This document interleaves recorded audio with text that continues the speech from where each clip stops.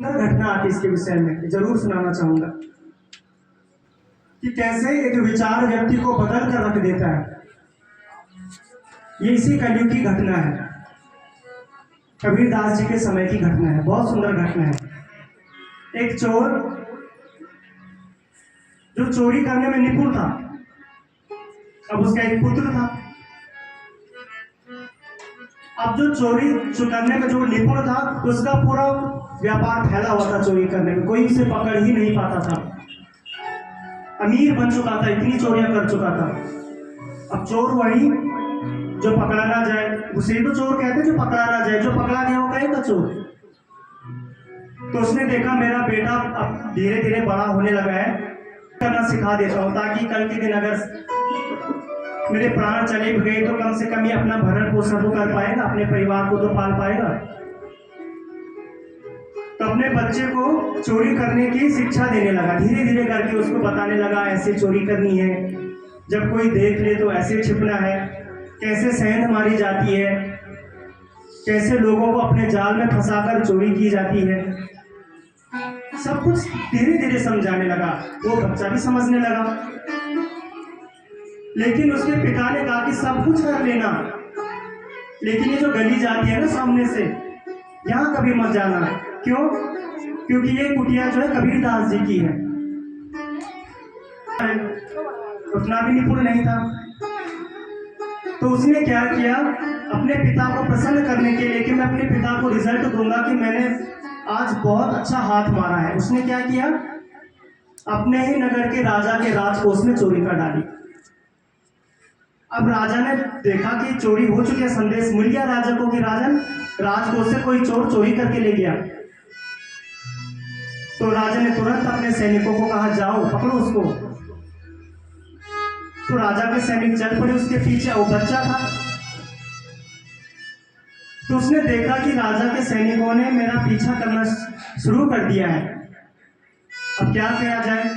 भागता रहा भागता रहा। जब दौड़ता गया तो देखा कि सामने बचने का रास्ता एक ही था, जो कबीरदास की कुटिया की तरफ जो रास्ता जाता है।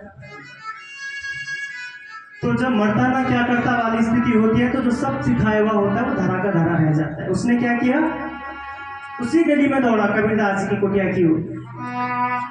अब दौड़ता गया तो क्या हुआ, जहाँ कबीरदास जी अपने शिष्यों को सत्संग सुना रहे थे, कथा सुना रहे थे, वो उन शिष्यों के बीच में जाकर बैठ गया। अब जो चोर थे, वो चोर जब आए तो उन्होंने उस गली को देखा, मन में विचार आया चोर है, ऐसी जगह थोड़ी जाएगा। लेकिन वो फिर भी एक दूसरे सैनिक ने कहा अरे भाई चोर है, बचने के लिए चला गया होगा। तो सैनिक उसी गली में जाते हैं। लेकिन जो चोर था, थोड़ा बहुत पिता का सिखाया हुआ था कि कैसे छिपना है, कैसे बचना है। तो संगत के बीच बैठकर उसने अपने आप को थोड़ा दबोच लिया, दुबक गया हो। चोर जो सैनिक थे उन्होंने देखा कि यहाँ पर तो है नहीं, सैनिक वापस मुड़ गए। तो जितनी देर वो वहां बैठा रहा, तो कबीरदास जी सत्संग करते हैं और कारागार में डाल दिया। अब राजा सोचता है कि कैसे पता लगा जाए कि इसने ही चोरी की है। तो राजा के साथ जो सहायक होते हैं उन्होंने क्या कहा, राजन ये जो चोर होते हैं ना, ये माँ काली के अनन्य भक्त होते हैं। ये जब कुछ भी चोरी करते हैं तो माँ काली को जरूर अर्पित करते हैं। तो एक काम करते हैं, इसके सामने किसी को माँ काली का वेश बनाकर इसके सामने प्रकट कर देते हैं और फिर काली माँ से पूछवाते हैं।